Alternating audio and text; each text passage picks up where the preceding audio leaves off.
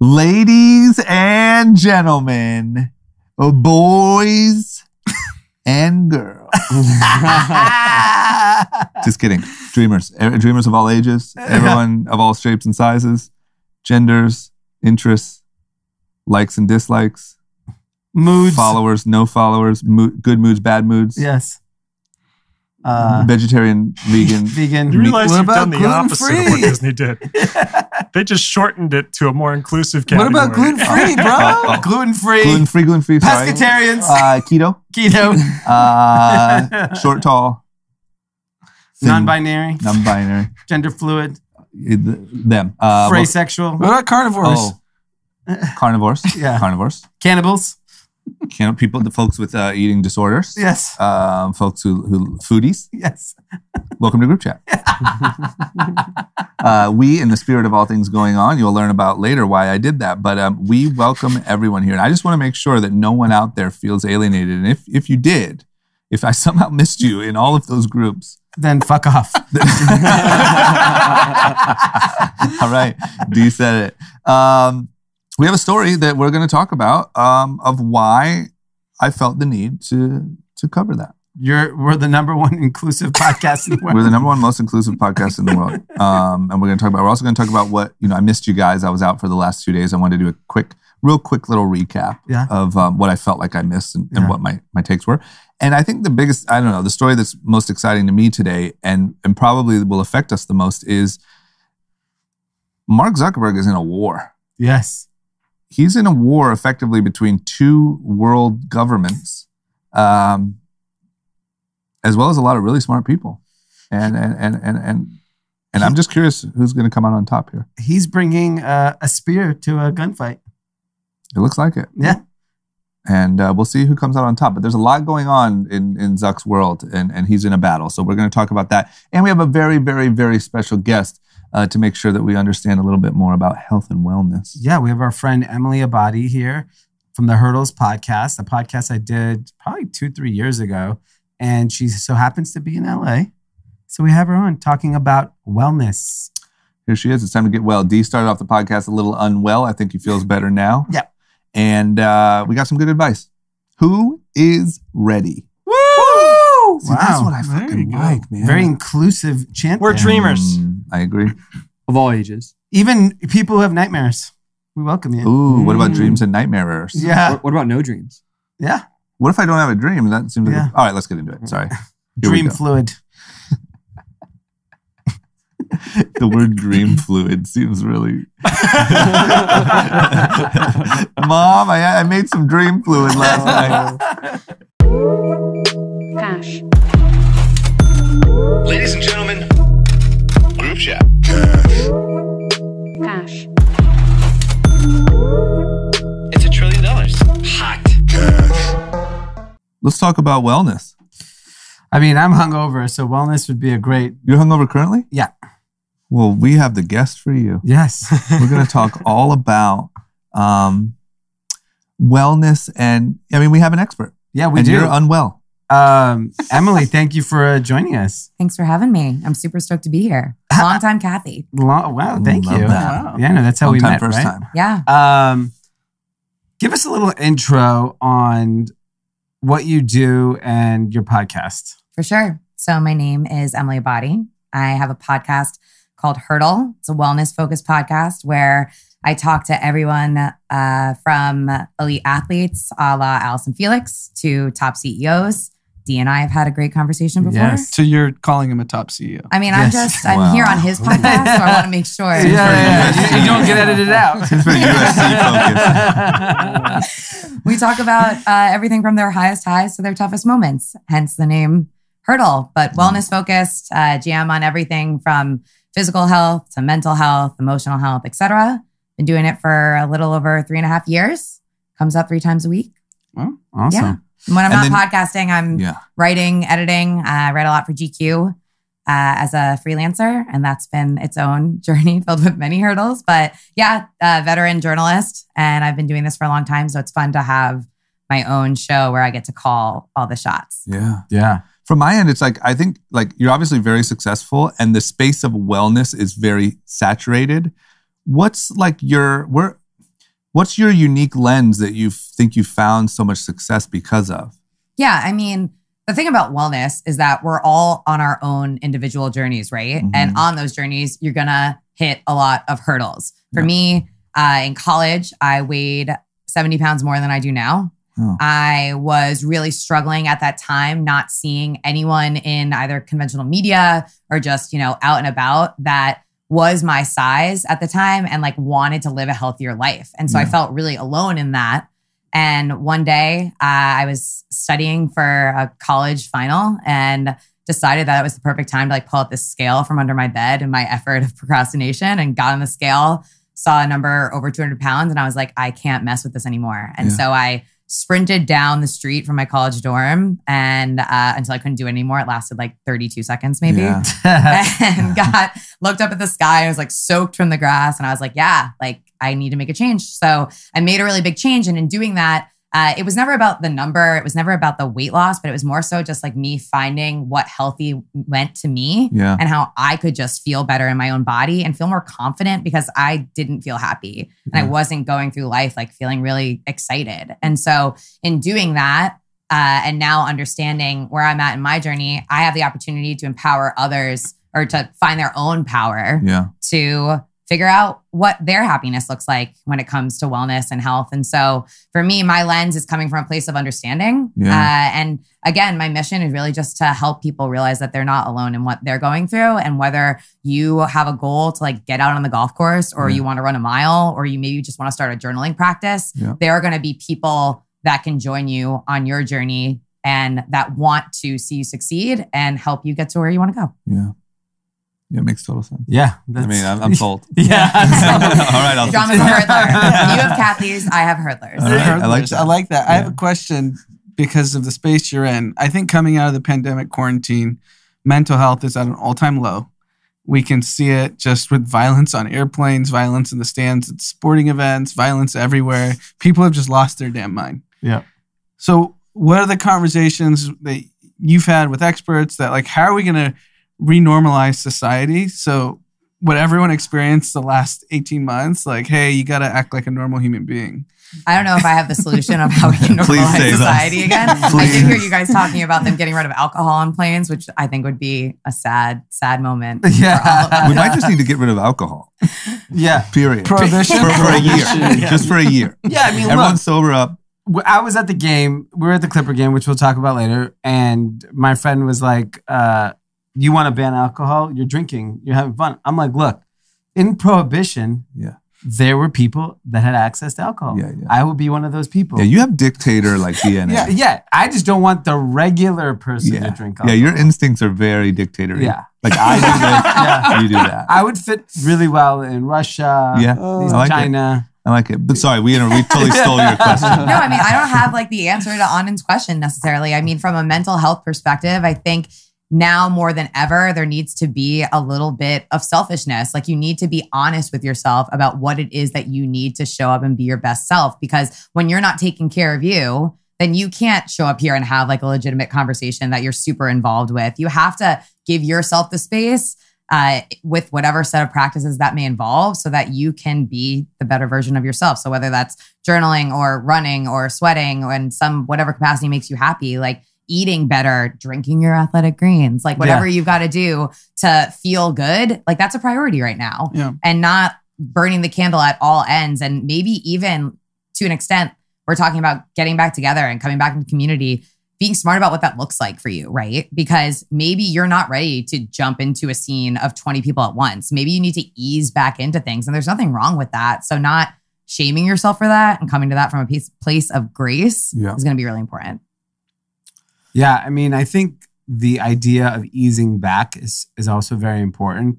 People have just like, they dove in, right? I'm going to the game. I'm going to Disneyland. I'm hitting... I'm going to rob 7 people. Yeah, I got to hit all the hot vacation spots. And when you haven't done anything in a long time, and then all of a sudden you went from 0 to 100 real quick, it doesn't... Most people, what I'm learning, can't handle that.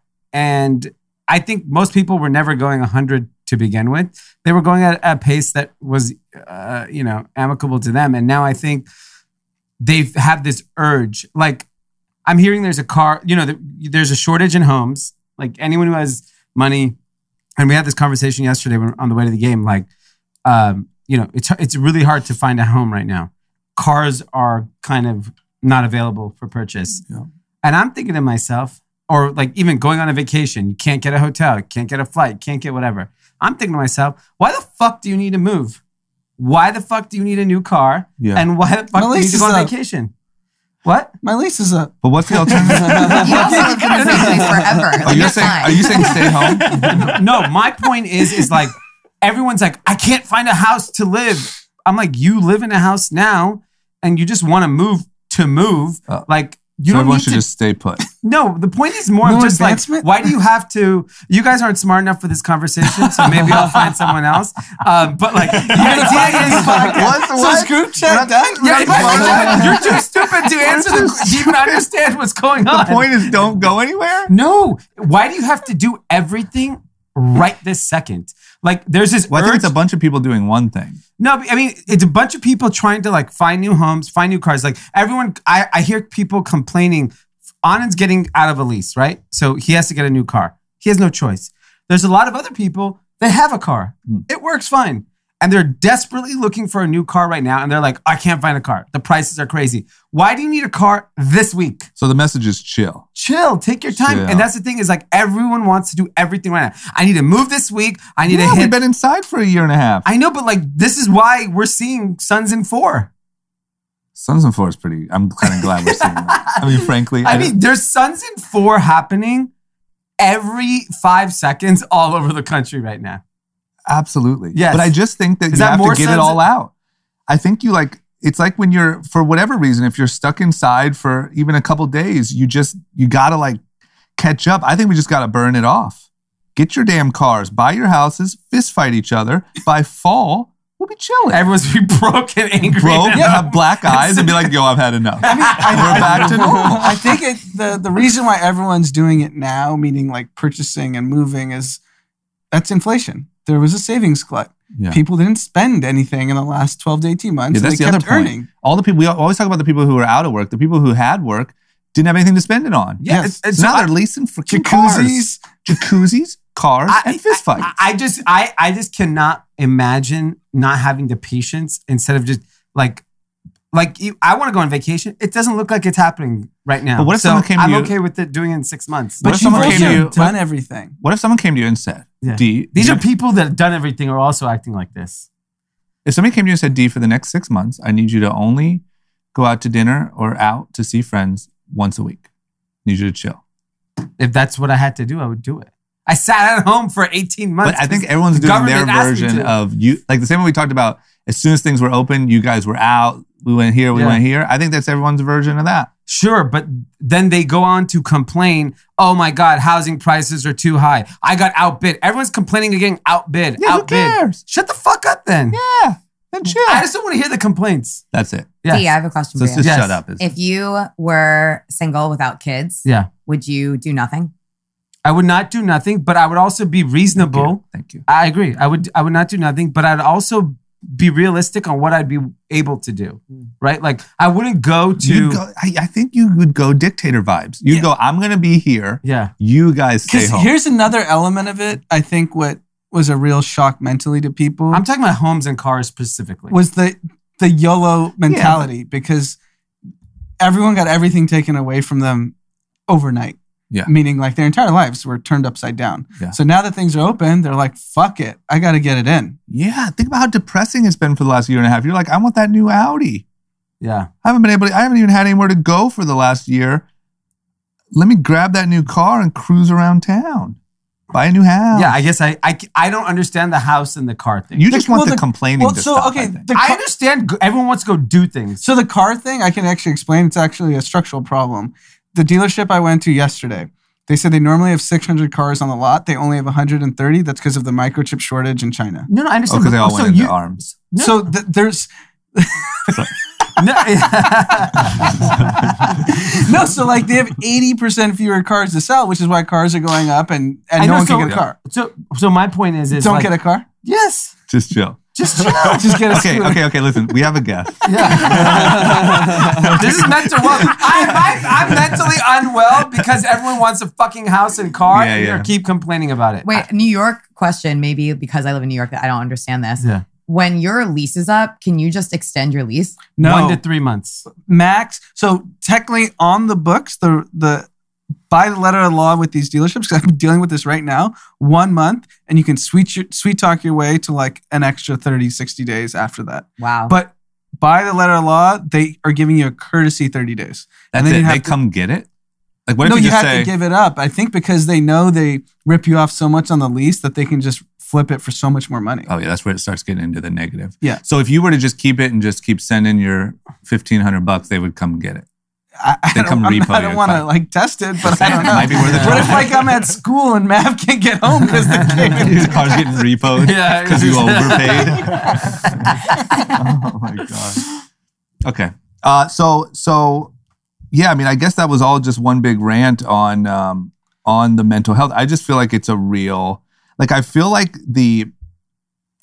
anyone with solutions, because the other side of this whole coin that we didn't talk about in that whole rant is all the people that are just scared to go back out into the world, that have newfound social anxiety and newfound whatever, and now are like, I know people that never had social anxiety their whole lives that now feel it, like going out to dinner or something like that. I think that's a whole nother side of the mental health. Yeah. I haven't. Are they younger people? Yeah.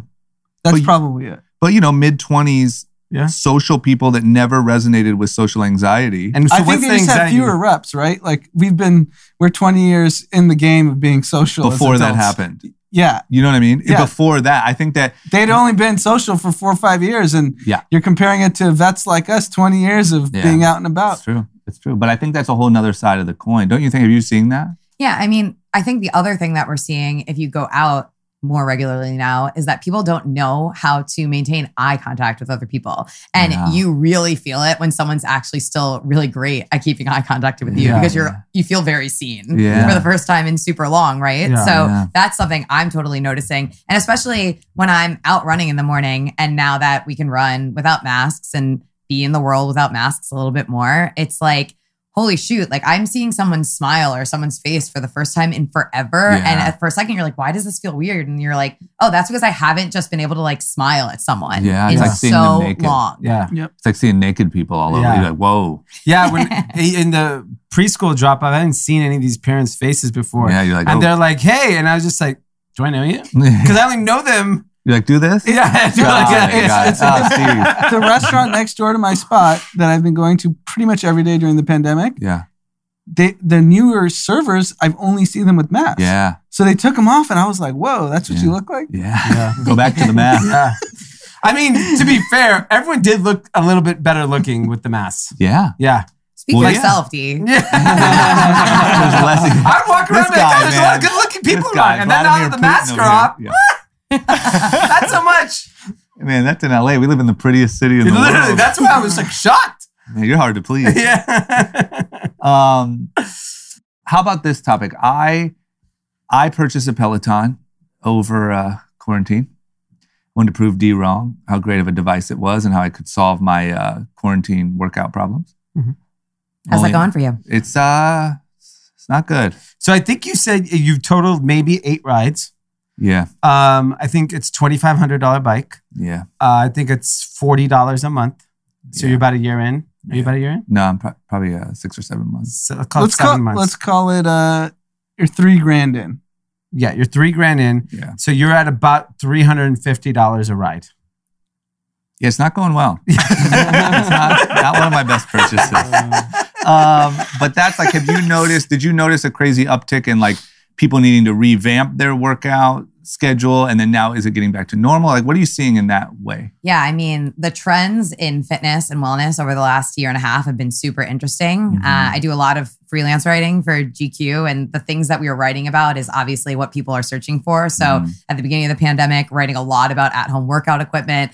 hearing stories from all of these retailers and vendors and brands about their equipment that's just gone. Like the great kettlebell shortage of 2020 is something that will go down. Yeah, I didn't even think about that. I bet kettlebells were like hard to find. Wow. People wanted heavy weight at home and they bought them immediately. Wow. So, I mean, shortages in equipment was something that was like a big issue for a while. I think now that we're kind of back to normal with that. Although I think like there's still shortages in like road bikes. Like road bikes were sold out everywhere. It was almost impossible if you wanted to snag something legitimate. I have a Specialized bike at home that I absolutely love. Yeah. And I got that bike in March of last year, right before everyone started buying them. So I got really lucky with that. But I mean, people are definitely getting back to working out. A lot of studios that I've seen are allowing people to come if they're vaccinated at certain times. As long as you show them your vaccine card, then your whole class will be vaccinated. Yeah. So that gives some people peace of mind. Other studios are letting people that aren't vaccinated come in and work out with masks. But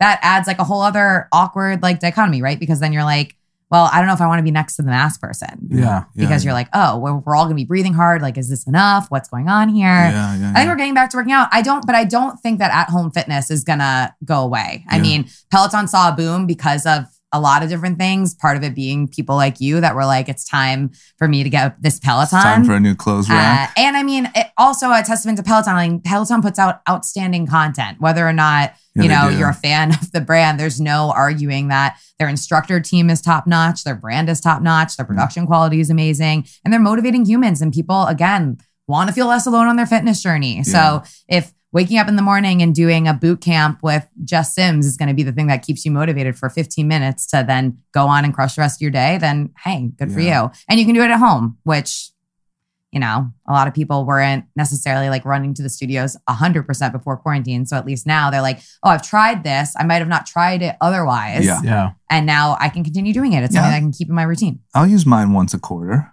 Yeah. 4 times a year. It'll be fine. Yeah. You have to squeeze in a little workout. Here's my deep question for you is you've experienced being truly unhappy with yourself. And then you've now experienced the other side of it. You've also interviewed a bunch of people who have done the same thing. I don't know what the current obesity rates are, but I know they're insane. We have a lot of health problems, a lot of that stuff. What do you think is the single most important piece of information from the other side, meaning the happy side, back to the people who might not be so happy, might not know where to look, might not know what the problem even is? What would you relay back to even like old you kind of, or all those other people? This is the question I cap off every podcast episode with. Do you? Yeah. I said, right now you have an opportunity to offer yourself back in your hurdle moment, as I call them, one piece of advice that you wish you had back then. I honestly think that the biggest piece of advice I would give to these people that feel like they're in a rut, that feel like they're just stuck, is to start. And not to judge that start, right? Because you may feel as though you, quote unquote, should be doing X or should be doing Y. But what can you feasibly do right now to better yourself? What is one small action that you can take today that's going to help you get to where you want to go? Can you give a couple examples? Sure. I mean, for example, I've run a handful of marathons. I'm not going to go out tomorrow and meet someone who says, I want to be a runner and say, yo, let's run a marathon in a month. That's not feasible. That's not something that is in their wheelhouse. You know, it is in their wheelhouse, doing a 20-minute workout where you run for a minute, you walk for 3 minutes. You run for a minute, you walk for 3 minutes. And not having judgment on that workout. Because again, someone who wants to be a runner may think, well, if I don't go out and run a mile, or if I don't go out and run a 5K, then I'm not a runner. Well, that's BS. That's not true at all. You are a runner the second you put on your sneakers on and you get out the door. So, I mean, that's one example. Moving, and again, not judging yourself for what that movement looks like. Or again, on the starting front, like say someone just setting smart goals for yourself. Like you want to drink more water. Cool. All right. Well, the goal isn't I want to drink more water. The goal is I want to drink 2 large smart water bottles a day. Okay. And that's feasible, although like it's going to be a little bit different than where you started, but it's specific, 2 bottles. It's measurable, 2 bottles. It's actual, like it's all the things that we need to focus on when it comes to obtaining a goal. It's not reaching for, you know, the stars over here. It's like, I can actually do this. So setting goals that you feel like you can actually go after so you can become better in whatever it is that you want to do. Yeah. fantastic. It's great. I have an app idea for you. It's what you do is you say, by the end of the year, I want to run a marathon. And the app breaks down to today what you need to do. Maybe that's run for 3 minutes. And that's this week's hurdle, right? And you get over the small hurdles on the way to the big goal. Because I do feel like what happens is social media only shows the person who completed the marathon. And they might talk about how hard the work was and, oh my God, I can't believe I did this, but they still ran a damn marathon, right? No one posts that first run you said you did that lasted 30 seconds covered in sweat. Nobody posts that. So the gap between maybe someone in an unhappy, unhealthy situation and getting to the marathon finish line is so daunting that it's like, fuck it, I'll just eat some ice cream. I love me some ice cream, but I also feel like we need to, as a society, be more amped for the person that's willing to take the first step and stop judging people on what those steps might look like. Yeah. Right now, I mean, you see so many body acceptance advocates, or people that just like to exercise. And it's not, someone sprinting around a track at a 60-second lap. It's someone that's like going out there and just going out there, getting out there, putting their ego aside to be like, I want to be better. And this is what I'm going to do to get there. Yeah. But we have an issue praising the person that's just doing that. Let's celebrate the small wins. Let's celebrate all of this and the fact that you're willing to get uncomfortable. That's amazing. That's fucking dope. Yeah. Agree. Yeah. That's it. I went deep. That's it's great. That was awesome. That was great advice. Just start. Sorry. Just start. Yeah. I just feel like it's a shame. I feel like, and I feel like, why can't people start? I think it's started. multifaceted. I think it's ego, right? Or it's just you're scared of the unknown. You are afraid to fail. That's it. That's why people don't start. People are afraid to fail. They're afraid of being judged. And so rather than putting themselves out there, especially in today's culture where so much of putting yourself out there can be seen by other people, you're like, I'm gonna play it safe. But by playing it safe, what you don't realize is that you're the person that's in charge of your own path. So you're also the person that's making yourself unhappy. Life's too short for that. Yeah. Why are you going to sit home and be unhappy instead of just accepting that little bit of discomfort and being like, okay, now's my opportunity to change something about it. And from a person who loves to judge other people, I operate knowing that other people are judging me. So I better move my fucking ass. Yeah. I mean, to each their own. Yeah. I think that also for anyone who has trouble starting, seeking out community is huge. What you do with the Run Club, that's huge for some people. And everyone has some version of that they can lean into to inspire them and make them feel less alone in what they're doing. So obviously there's a super secret hurdlers Facebook group. We got you. Come hang out with us. We'll motivate you to be better. Plug everything. Tell everyone where to go. Plug. Okay. The podcast is called Hurdle. On social, it's over at Hurdle Podcast. We've got the super secret Hurdlers Facebook group on Facebook. I'm over at Emily Abadi, and I think that's the rundown. Spell your last name. Abbate.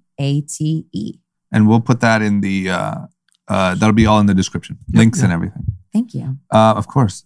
Is that it? That's awesome. Yeah, incredible. Good. Guys. Thanks for coming by. Thanks for coming. Shout out to Dara, who got me hooked on group chat. Shout out to Dara. Yeah. Is she in New York as well? She's in LA. I was with her in Venice this morning. Well, yeah. Can I ask you a question? I would love to answer it. We have a pretty decent amount of female listeners.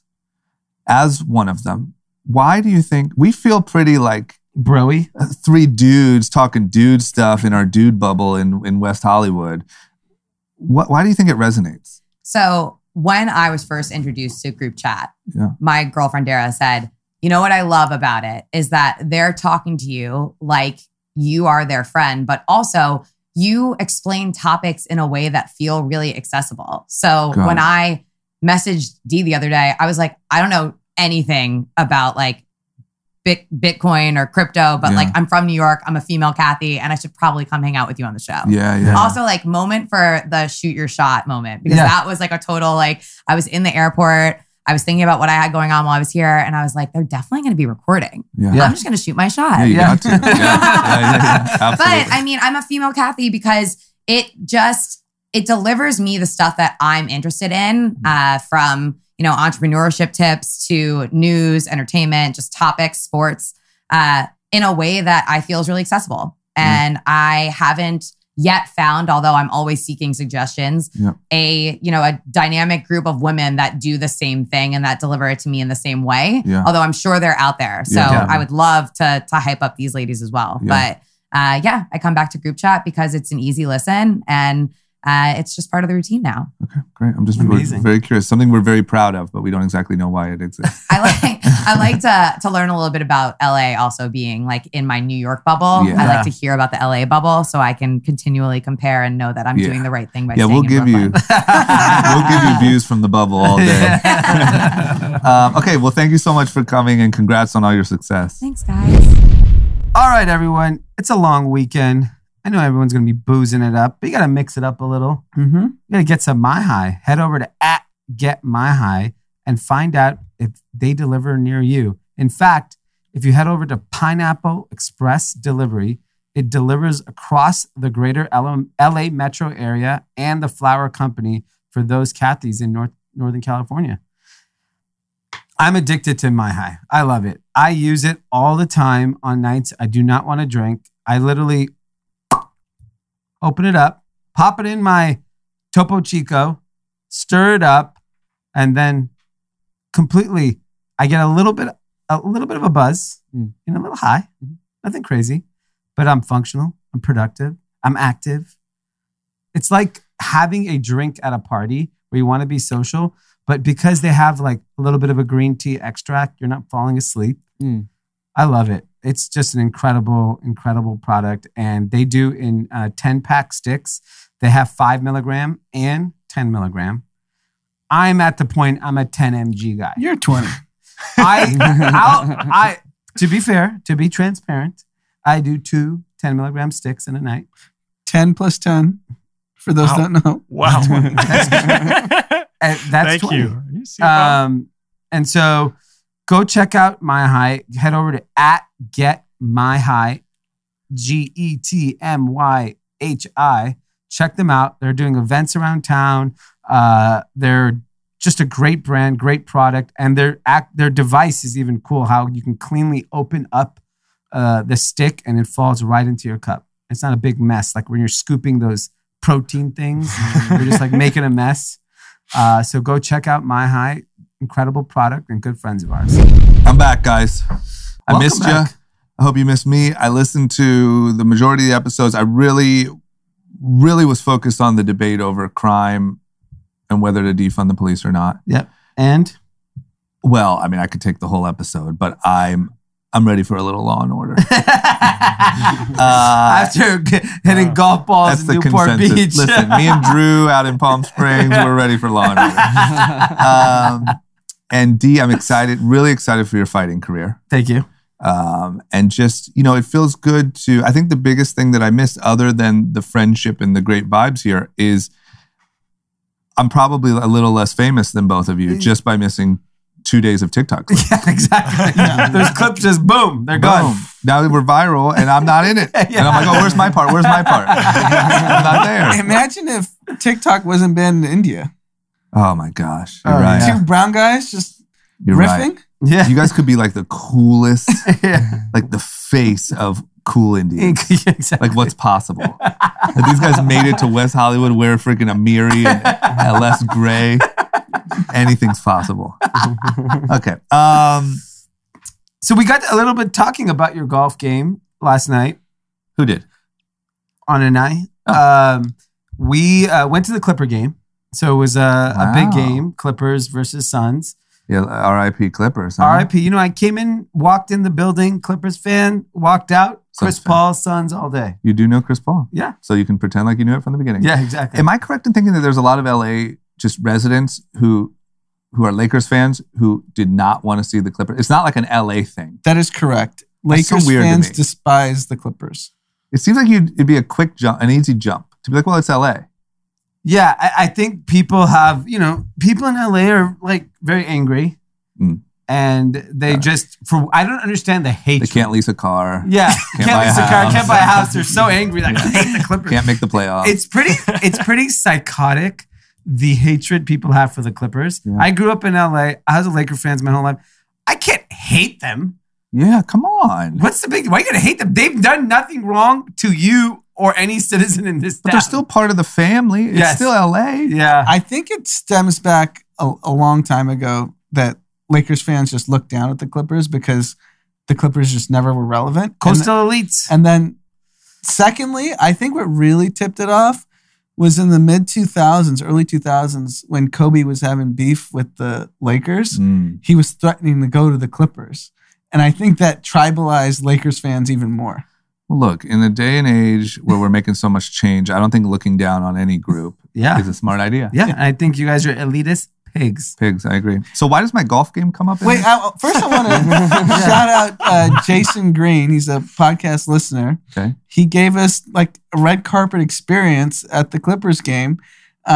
He's the chief ticketing officer of the Los Angeles Clippers. Nice. Got us availability to get the tickets and then put us up in a part of the stadium that I didn't even know existed. There was like some fancy lounge for like season ticket holders. Wow. No riffraff there, which I love. Wow. No fist fights? No fist fights. No fist fights. And we had great seats. And thank you, Jason. Well, hey, thank you, Jason. Being famous pays, guys. Yeah, it does. Golfing. Why? Why are you talking about me? So then I was talking to our friend Michael Mente. He was like, I'm going to go to the game too. Got it. I was like, cool. You want to come with us? We might have an extra ticket. Okay. He's like, I have a bunch of friends. We're going to go together. I'm like, okay, cool. We'll see you there. He ends up getting a box. Okay. And so like, we'll come and hang out. Yeah. Come hang out with all of his buddies. And then, of course, Gil from Revolve and Mitch are there. Yep. And my golf pals. And then your golf pals are there. So then I start talking, whatever, we're drinking, hanging out. And I go, hey, I heard you golf with Drama. He goes, yeah. I'm like, so we were like, how is he?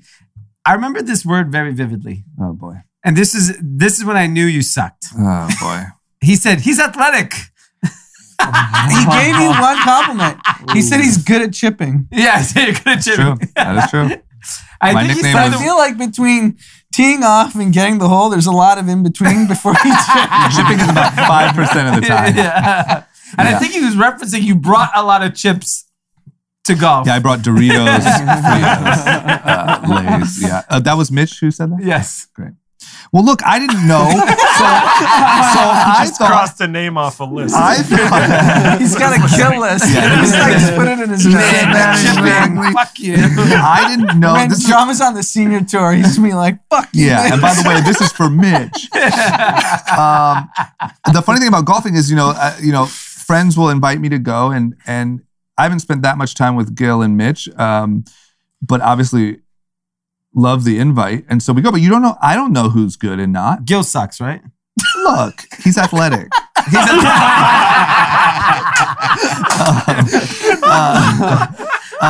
Mitch is fucking so good. Yeah, we were talking to him about it. He was telling us his handicap. Oh, he's really good. So shout out to Gilly, and if it wouldn't have been for having a fellow newbie. Yeah. A fellow athletic guy. Fellow athletic man. I would have been embarrassed. Yeah.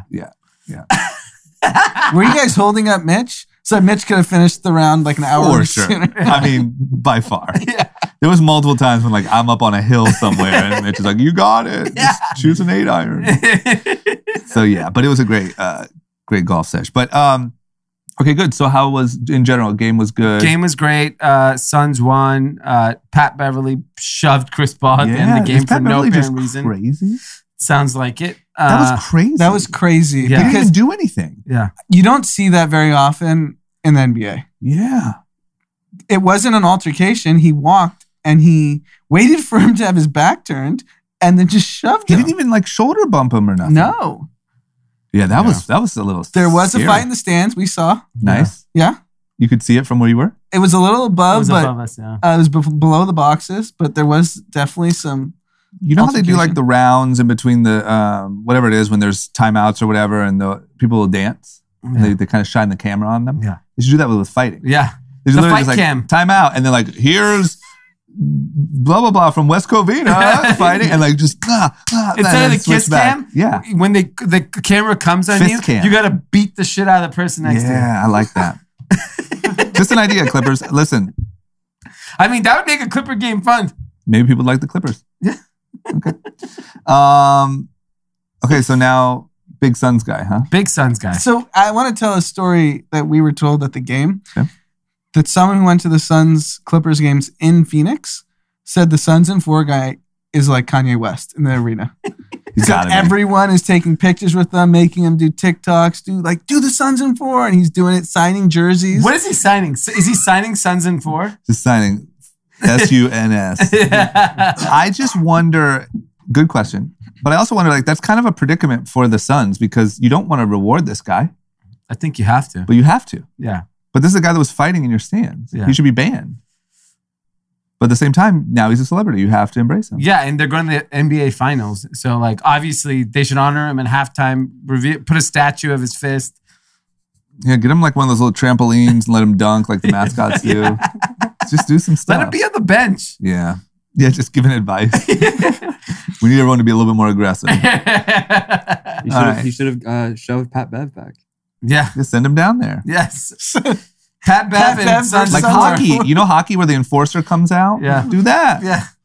Do we know who Suns are facing yet, or is that still up in the air? It's still up in the air. We got Bucks and the Hawks on the other side. And Giannis blew out Giannis's knee is injured. Trey's foot's injured. So it's a coin toss. Okay. All right. But Chris Paul, 16 years in the league. Everyone wrote him off for dead. Now he's leading a team to the finals. I think it was the 5-4 collab. Good for State Farm. And he had 41 points in a closeout game. Who would have thought? Is he like he's like on the older side of? Yeah, he's one 36? Of the older guys in the league. Yeah. Good for him, man. You're never too old. You're really not. Never too old to get a ring. Except for maybe LeBron. I don't know. It's looking a little sketch. Yeah. Okay. You want to talk about Disney World? Yeah. They're woke. Very woke. So Disney World, is this Land? Oh, Land probably isn't with this shit, right? Yeah, I don't know about Disneyland. Okay, so Disney World, which is here in Anaheim. Wait, do I have that backwards? No, Disney World is in Orlando. Oh, so they're doing this shit in Florida? Yeah. Oh, DeSantis is shutting this down. I thought Florida was not with this.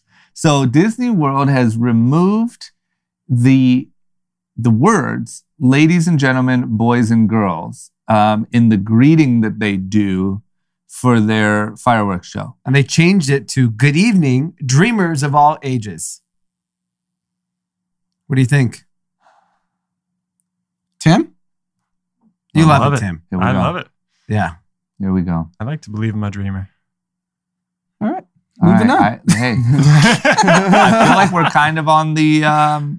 we're kind of back in the trans weightlifter category here. I'll give you my opinion. Please. All right, dude. Please step on up. Firing squad. Come on down. And get him. I personally don't give a fuck. And I don't. You don't care about what? I don't even care about Disney World, let alone what the fuck they're saying in there. Okay. So do you care about Disneyland? No. Okay. And here's the thing. It looks like people noticed the change, or did Disney go out and announce it? Because I don't think there should be announced. Just change it. Who cares? They had a wave of a bunch of inclusive changes that they made, and this was one of the bullet But did points. they announce the wave of inclusive changes? Yeah, they announced the whole wave. So it's like they took out, like, there was a racist song about the South that was in one of the rides. They took that out. I mean, that wasn't as good of a headline, apparently. But why do you have to announce it? My question is why don't you just do it? Yeah, and then they should have done it a long time ago. Yeah, and here's the thing: is like just do it.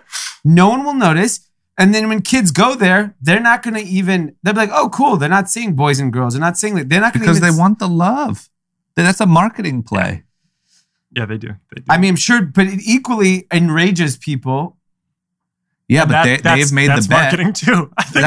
But that's like Nike choosing to do a Colin Kaepernick like, Becky, let's go to Disney World, and I want to hear them to my face say, you call me a dreamer to my face. I'm a gentle man. $250 tickets.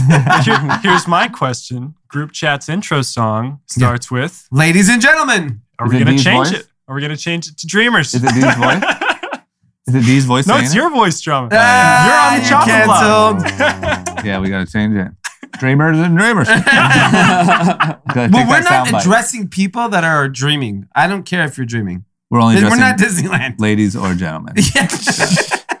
Okay. We should address everyone. Miserable people, depressed people, everybody. Yeah. Happy, we'll rich, try out some fat, ugly. We'll try some out in the intro and see. Let's do one where we include everyone. And it's like a 14-minute intro. Maybe for the next week. Every race, every group of people. Yeah. And then that's our intro every week. It's 15 minutes long. I like that. For the next week, I think we try a different group every episode. The Russians, welcome to group chat. Welcome to all the underweight Russians. Yeah. You got to be specific. Okay, well, listen, I also think Disney has a lot of, and this is, I think, very well founded. Like, Disney has some pretty questionable content in like old movies and stuff. Yeah. And so my guess is this is them. I'm guessing they took a bet, similar to Nike with Colin Kaepernick, of this is more on the side of our people, not the people we're going to alienate. And we got to get some goodwill going here because we used to be racist as shit. Because old Walt was a little... Yeah, I mean, Disney's a young brand, right? At the end of the day, like, sure, there's older people walking through their doors, but they're getting a 3-year-old. And they're getting them... It's also international, which I'm also curious about. Because these conversations aren't happening internationally. Nah. I can't believe they're happening in Florida. I mean, I can't believe that's an Anaheim thing. Yeah. Not a Florida thing. Yeah, very true. But this is the most magical place on earth. But aren't they both? What? Both the most magical and in Florida? No. Yes. I don't think that's possible. Aren't Disney World and Disneyland both the most magical places on earth? Yes. I guess there's 2 of the most magical places on earth. I'm just saying, I think there's a lot of wonder if Disney Shanghai is going to... Hell no. You kidding? Yeah. She's not with that shit. They may just say, gentlemen. Yeah, they might just say, yo, men, enjoy these fireworks. Everyone else, you're lucky to be here. Okay, well, good stuff. Next up, TikTok. Now that we are authorities on the matter, some of our associates have told us that 3-minute videos are coming. Now, here's the crazy thing. Being that we are successful users of the platform, we've already got them, apparently. Yeah. That's what New Guy's saying. Yeah, we've had access for about 3 weeks, maybe. We've only been on the platform 3 weeks. They just knew. 4 weeks. They saw it from the beginning. So look, I mean, to me, this feels like a YouTube shot. Yes, it's 100%. YouTube is just the king of video, and there's no real formidable competition. You see Facebook videos, I'm sure the views are crazy, but like not all content on Facebook video works. On YouTube, everything works.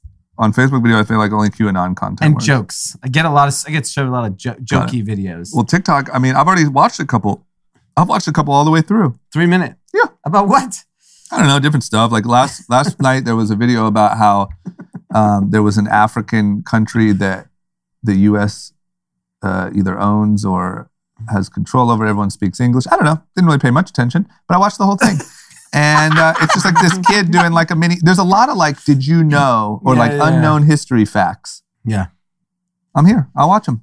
What's interesting also simultaneously yesterday, the new head of Instagram, Adam, I think Mosseri is his name, announced that Instagram is going to make drastic changes to the platform and go head on with TikTok. And they're going to change the recommended video so that more videos can go viral. It's all about Reels. Fuck the world. I think they're too late. I don't think so. I think that the thing that makes TikTok so good, plain and simple, is however the fuck they figure out how to match the user with the content. And I don't feel confident that Instagram can do that. I think Instagram has the engineering power to do it. There's no doubt, right? If they're willing to... I think there's doubt.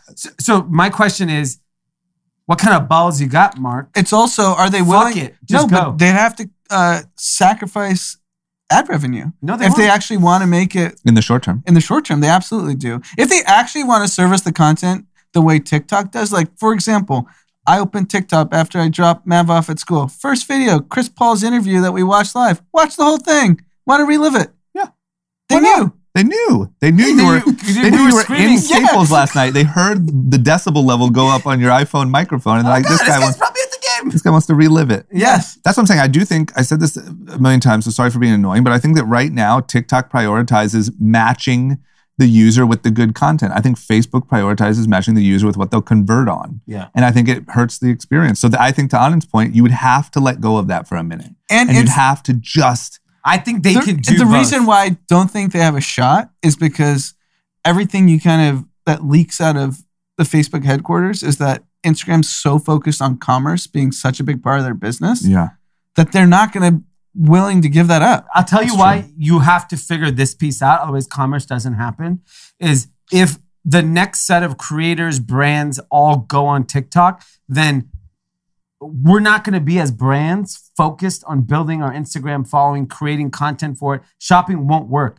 I agree with you. I think they have to go all in on this. I don't think they have the balls. They have to have 4 bad quarters. I think 4 bad quarters. I think Anand's right. I think internally to number 1, let go of immediate ad revenue potentially to get that. And number 2, let's say pause or whatever your e-commerce sort of thing. I just don't think they have the balls to be that dramatic. I think they're going to roll out a small test, and then they're going to be with limited users. And so here's why I think they're going to do it. Okay. All small businesses, small to mid-size, and let's call small to mid-size under 100 million in revenue.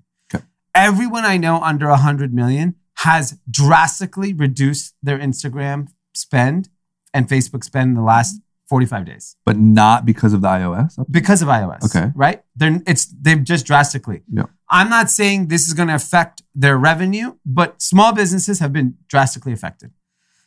Big businesses, they're just spending, right? They don't give a shit. That's what they know best. Yeah, they just spend money. Yeah. They're spending purely based on impressions. Yeah. They don't give a shit about I think the converting. less data, the better. Yeah. Because that marketing dude doesn't have to worry about too many details. Too many reports. It's like, we spent 10 million on Facebook. Yeah, whatever. This quarter, great quarter. So if most of their spend is probably coming from that world, then if that's the case, you should go all in on trying to compete with TikTok, because trying to appease us with our shit ad spend is irrelevant. Amazon, who's probably their biggest spender, is going to spend it anyways. And do you know what? If you looked at that's why you go all in. And if you think about the battles Facebook is facing, so they won this antitrust a few days ago. Yeah. So they're battling the U.S. government, and they're battling the Chinese government. Yeah, they are. Because President Xi knows TikTok is on fire, and he's going to make sure he's already sidelined the ByteDance CEO. Yeah. So it's effectively a Chinese government-run company to make sure that they have every tool necessary to beat Facebook. I don't think we should make this a TikTok clip. No. We'll get banned. We want to be on the good side. Yeah. But no, I agree with you. I think that's probably why he's playing with fucking axes or whatever the hell he's doing. He's preparing for war. Yeah. He literally on he's all sides. He's fighting the U.S. government and the Chinese government. He is. And ByteDance. He is, that's man, what I mean. But I'm saying ByteDance is a de facto Chinese government. No, I'm saying, but you're also, it's a for-profit entity. Yeah. That's de facto backed by the second largest economy in the world. Yeah. Yeah, Whereas the U.S. government is actually trying to destroy Facebook's I'm rolling with Mark. value. I'm rolling with Mark. I think if the U.S. government and antitrust just let Facebook run rampant and acquire what the fuck they wanted, they could fight with ByteDance, but they're not going to. Yeah, I don't know if Mark can pull this off, man. If he beats the U.S. government and President Xi, Mark's the GOAT. Yeah. Yeah, we'll stop hating on him if that's the case. Throw spears, surf. Throw your spears, whatever. You know what? More sunscreen. Yeah. You know what I mean? It's not safe. All that UV. Let's get you lathered up. All right. Well, we'll see, man. It's really, really interesting to watch. Yeah. It's like two heavyweights just. Battling. And it's a 70-round fight. It is. It's a 5-year fight. Yeah. Oh he has the U.S. government holding him back. I know. He literally has one arm tied behind his back. But luckily he's worth $1 trillion now. Yeah, of course. Yeah. The other day before the podcast, I came in maybe 20 minutes early with Tim. And I literally just talked to him about Instagram. And I pitched an idea to Tim about just changing Instagram, because literally exactly what you guys are talking about. Why are you pitching him an idea? He can't decide what the fuck happened. Yeah. We're developing our own conversation that's going to wipe Instagram off the face of the earth. I would bet everything I own, you guys don't even get 10,000 users. Imagine if Mark... Every Kathy. Imagine if Mark is up against the Chinese government, the U.S. government, but Tim and Jason are going to come. Well, no. I was just at least they wear SPF 30. You know? I like it. He's got like 70. What were you saying, Jason? I was just saying what I would do if I was Mark. What were you going to do? What would you do? I would take Instagram, the app. Okay. I would do this new algorithm that you're saying, go full on with it, make a drastic change.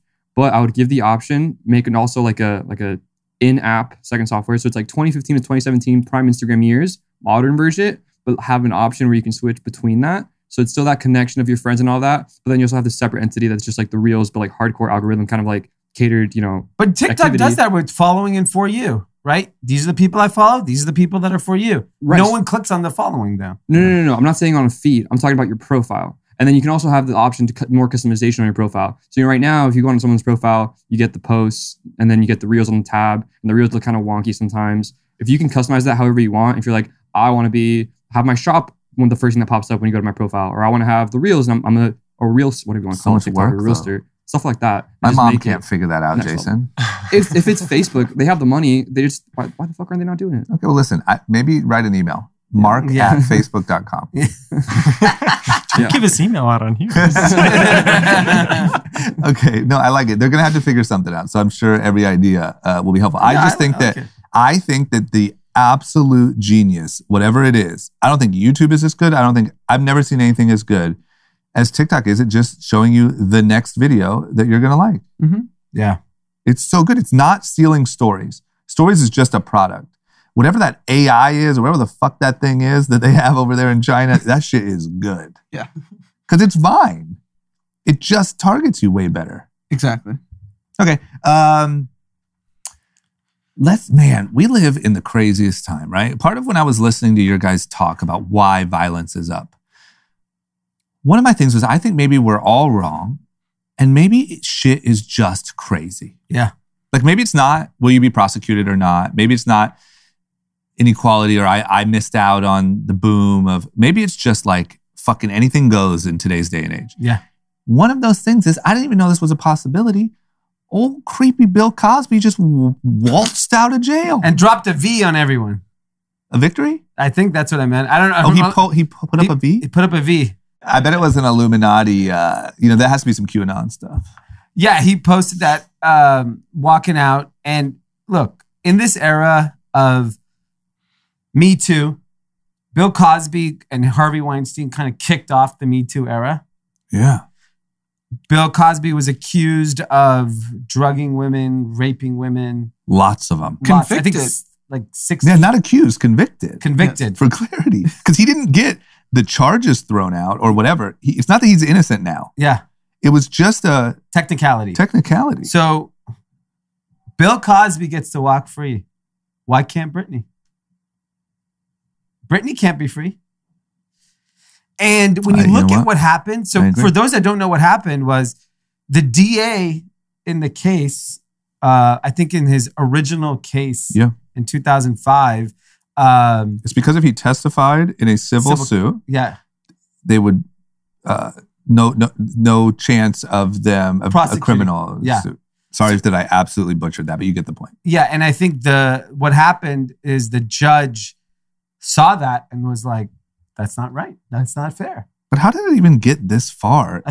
This is the thing with money. I also don't get when there's over 60 women that he's effectively been proven with misappropriate behavior, rape, drugging, all these different things. As far as we call proven. Yeah. And isn't it across multiple states? So he only was in jail in one state? So maybe they're... I don't know how so this went to the Pennsylvania Supreme Court. Right. Pennsylvania Supreme Court I think ruled in his favor. Yeah.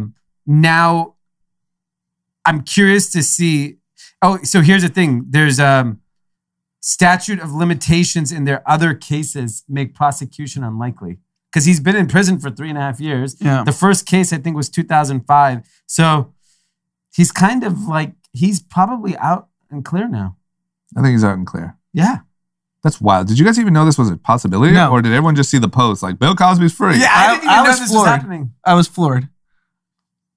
It's insane. It's just fucking crazy, man. We just live in a crazy time. And this is the problem. Like when we talk about like fairness and equality, it really comes down to money. Bill Cosby had the money to fight this case all the way to the Supreme Court. Yep.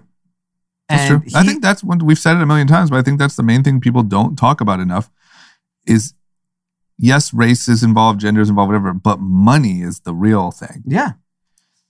And I just feel like everyone looks at it through because I saw a lot of people posting like, oh, he's a man. That's why he got out. Because he's a man. It doesn't matter if you're black, he's still a man. Yeah. But it's not that. It's money. It's money. He had the money to go get the best lawyers that knew this technicality, and they knew they could take it to the Supreme Court and give themselves a shot. Yeah. It feels, I got to be honest, it feels fucked up. It feels really wrong. I mean, imagine being, I guess, from the Supreme Court lens, the judge. Yeah. They are following the rule of law. Sure. Right? So they can't make an emotional decision on this. Yeah. If it was done incorrectly, then the real like special treatment was whoever made that original deal. Yeah. And said, look, Bill, take this little slap on the wrist. That's there's so many stories of that where, hey, take this and then you'll never have to deal with that. Yeah.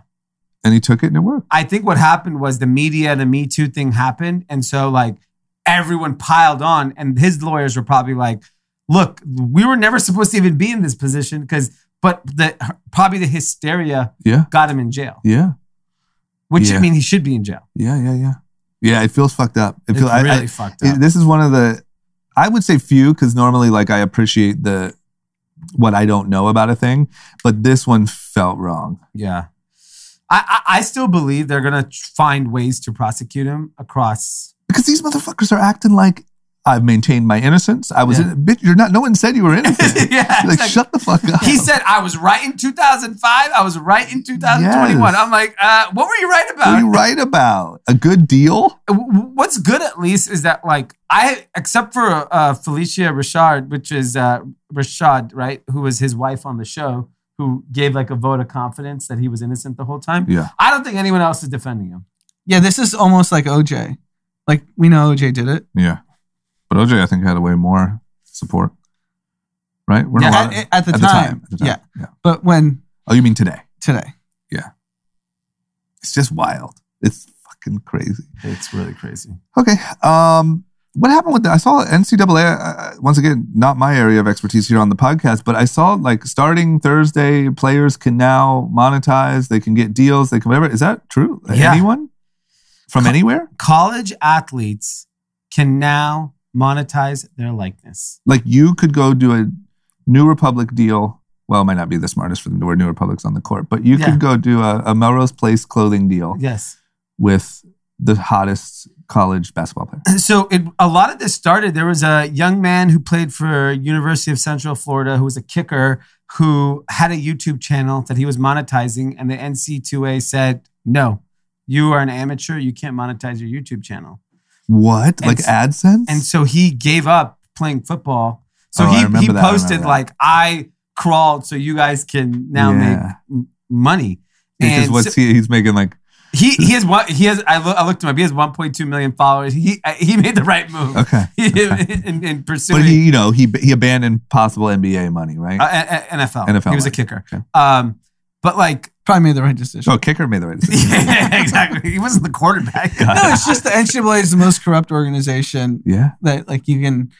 But is this it? Is this the moment? This is basically the NCAA realizing they're going to be increasingly irrelevant.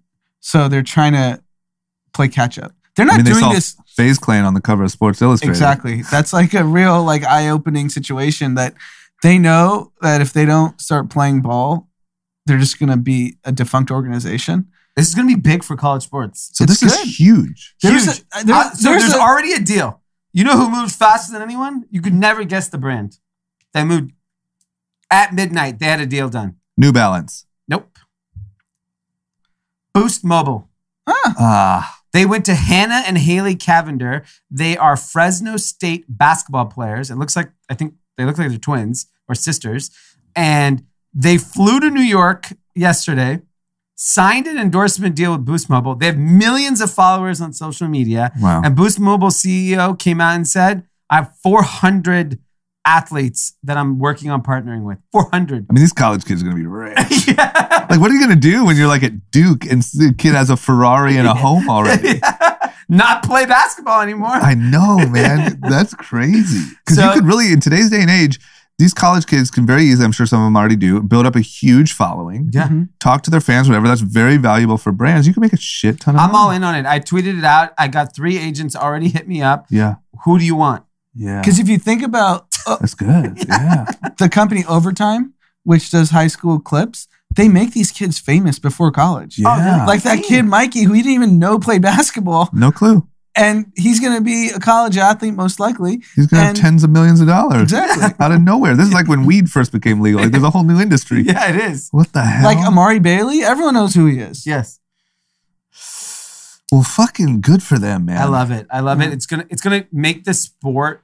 It's gonna get more people to pay attention to the sport. It's gonna make these athletes even bigger because brands are gonna put real dollars around them to make them more famous. Plus, it's a huge incentive to take the college step. Not that necessarily that's the right move for everyone, but like it seems to me like if you were killing it in high school, this whole college like dead period would just suck. Yeah. Where now you're like, yo, I could go to one of these top schools, build a following, and make millions before I even get to the NBA. Yeah.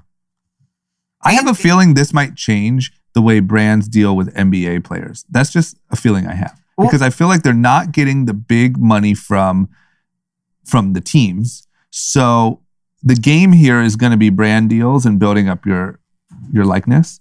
So by the time the next generation of these kids make it into the NBA, you're going to be more paying for their following and their more traditional like celebrity style. It just seems like it could affect even the way the NBA players think about money. Yeah, I agree. And I think here's the thing. The first big deal was 2 women, which also shows like I think women athletes are going to get paid because so many of them, these huge followings, they haven't been able to get monetized. Yeah, that's so good. And good for Boost Mobile. I didn't know they were still in business. I didn't. I think they're surviving off college kids because if they're getting 400 athletes, I think their customers like 18 to 21. I used to love What are you working with? You got a Boost there, Jason? I do not have a Boost. I have T-Mobile. Okay. That Boost Mobile chirp, man, used to be the coolest shit in the world. Okay. I'm also upset that this didn't exist when I was in college. We could have paid you. Were you a big athlete? I played soccer. He asked you, were you a big athlete? Yeah, big, I think was the... Yeah, he didn't ask you. Probably not. I mean, I gotta be honest with myself. Would it have mattered? I would have made a couple $100 maybe. Okay. Free lunch at the local sandwich picked shop. up some Doge. Got it. You're right. I guess you're right. You can't even get a free lunch. Okay, can we do a check-in on Robinhood? I saw they got a little micro slap on the wrist. They also filed to go public. So today. All of this happened. So the data's out. Ooh. So some good nuggets. Do we have nuggets? We'll start with the fines. All right. Chicken nuggets. We'll start with the fine. $70 million fine, which is from the March 2020 trading outages that happened last year during the early pandemic when the big swings were happening. So that's the like blocking,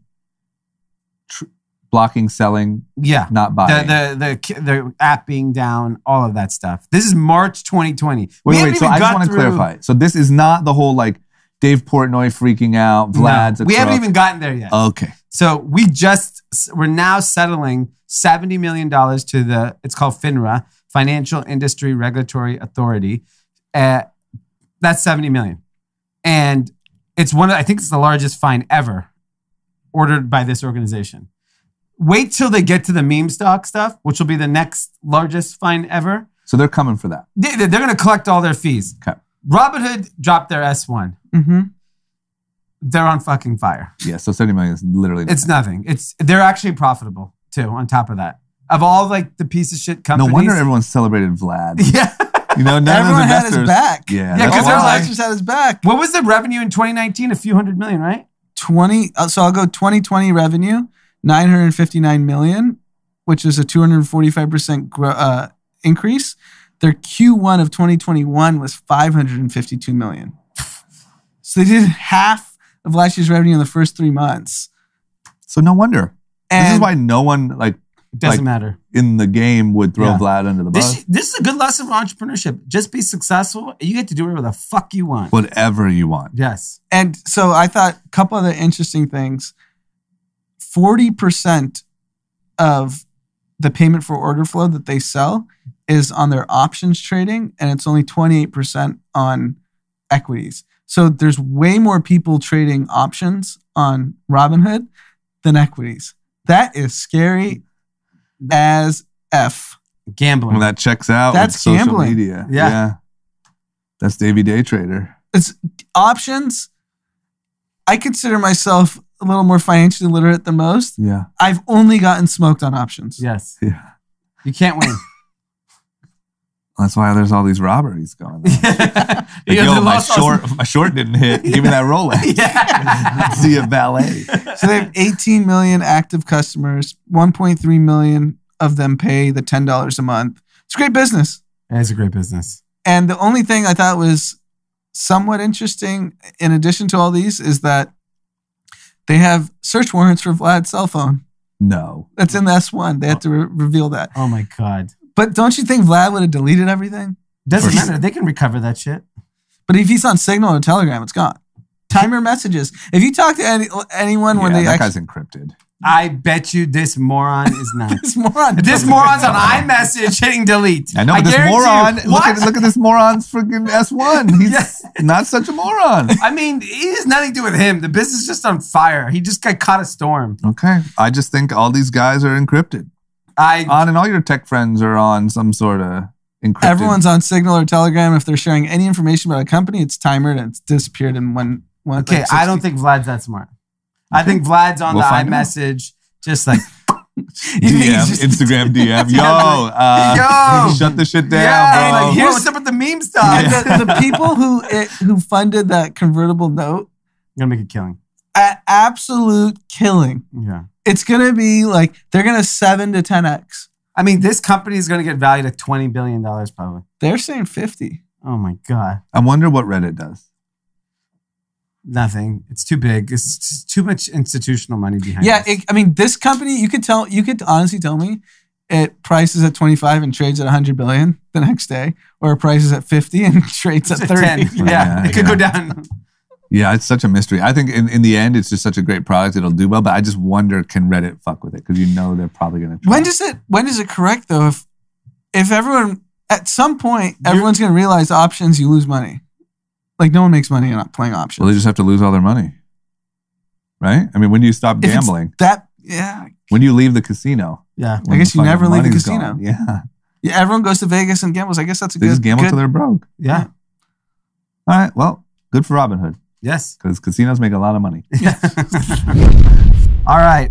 Drama had to step out for another golfing session. Yeah. The athletic guy had to step out. He probably should miss all the pods. Just work on his swings from what we hear. So we're going to jump right into winners, losers content. My winner is Steve Ballmer. Okay. I know he lost the big game yesterday for the Clippers. But I saw a very, very interesting tweet by Trung Fan. He's a writer for The Hustle. He's great, by the way. He's a great follow on Twitter. I highly recommend it. It's Trung T Fan, Phan. And he was doing a post on Steve Ballmer that when Steve Ballmer joined Microsoft in 1980, he was employee number 30 and received 0 equity. By its IPO in 1986, he owned 8% of Microsoft. Today, Steve Ballmer is worth $80 billion.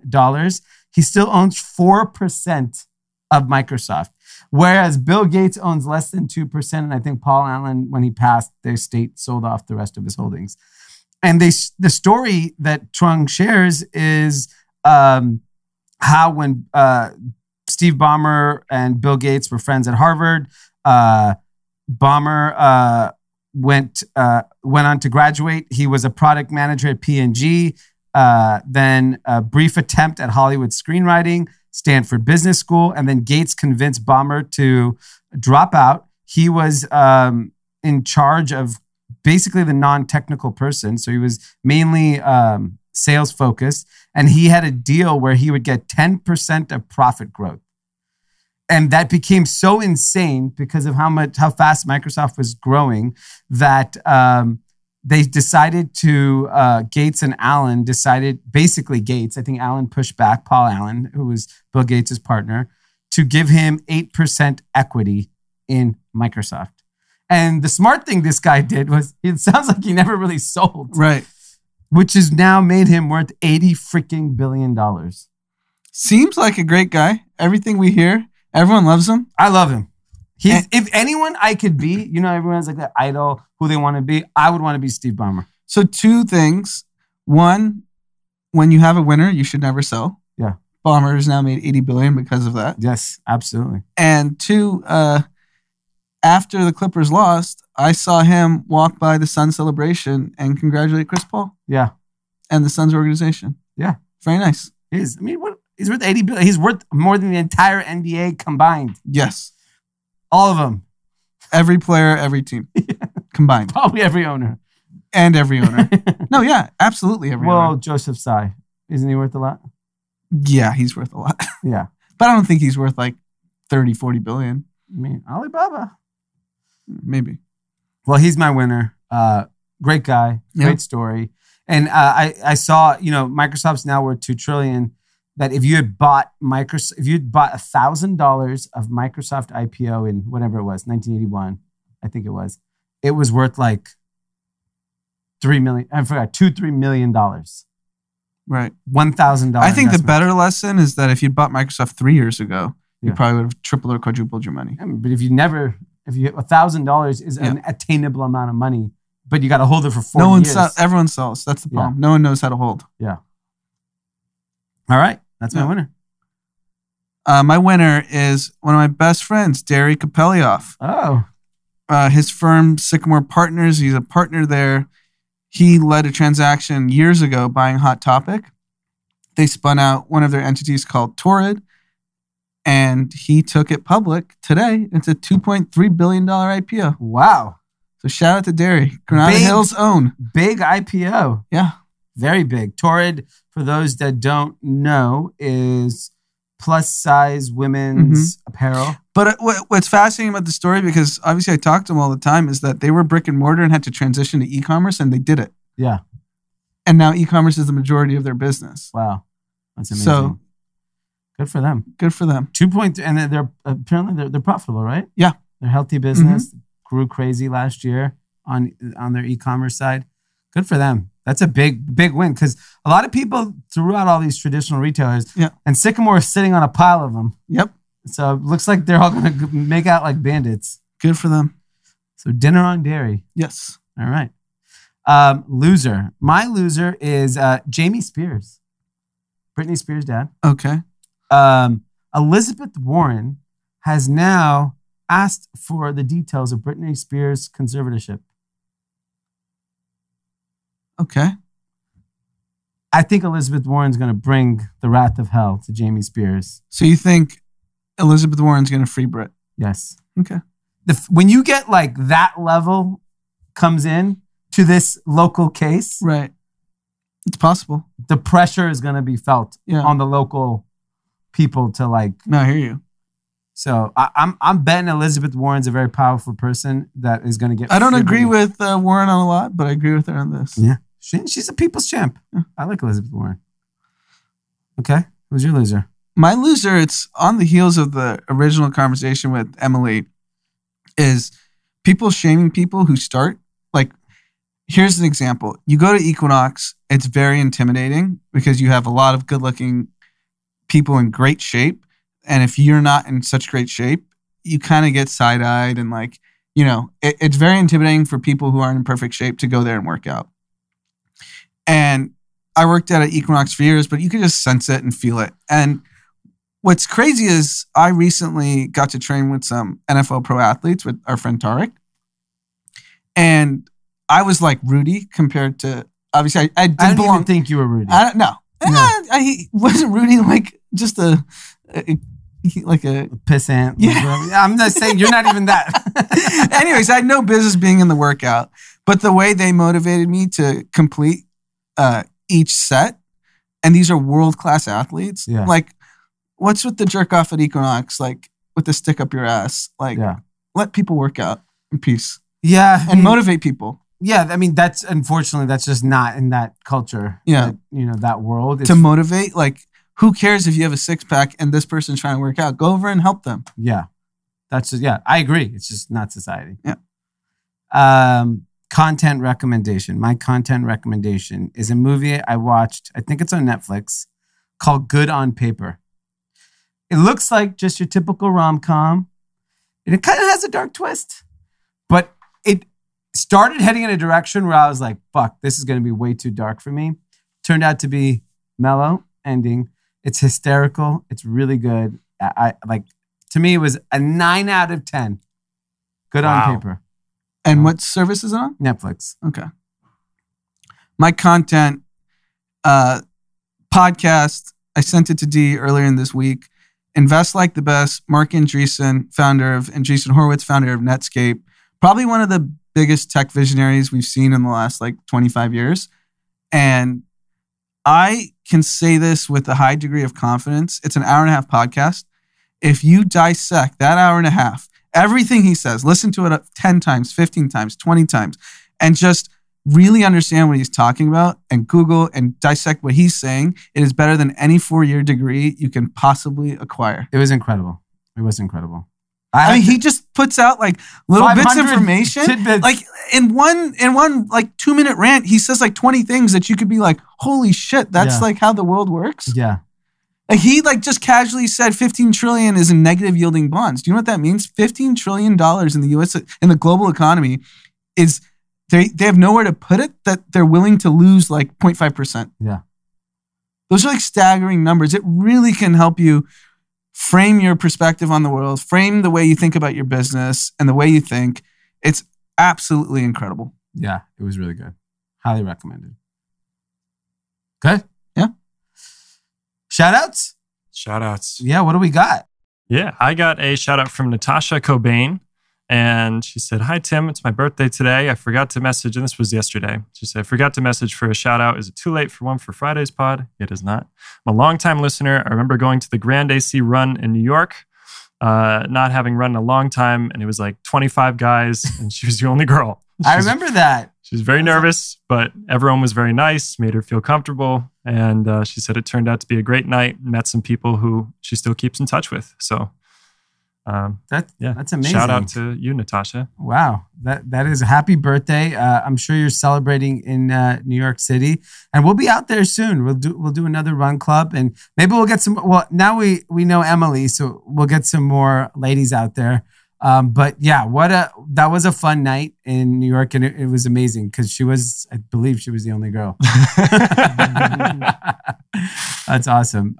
Next shout out is a big shout out to Taisa Rezende. She's a jewelry designer and she just launched her new brand, Born to Rock Jewelry, at Born to Rock Jewelry, and the website, of course. We got to plug that. bornToRockJewelry.com.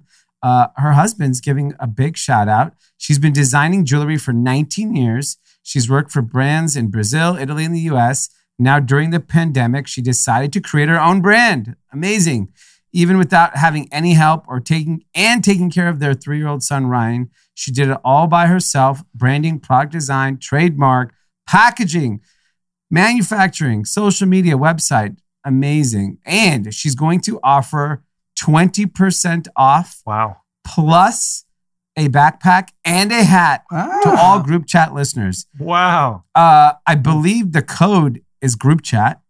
So go head on over to borntorockjewelry.com and use the code group chat and get this deal, 20% off plus a backpack and a hat. We got to support her. Yeah.